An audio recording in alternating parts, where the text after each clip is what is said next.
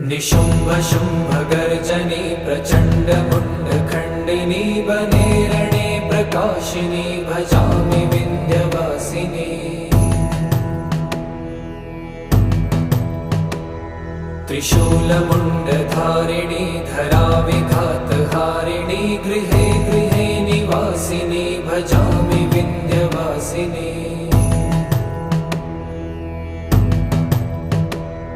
दरिद्र दुःखहारिणी सदा विभूतिकारिणी वियोगशोकहारिणी भजामि विन्ध्यवासिनी।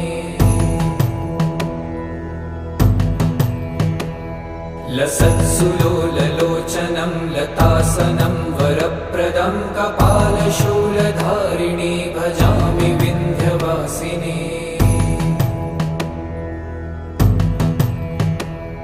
कराब्जदानदाधरा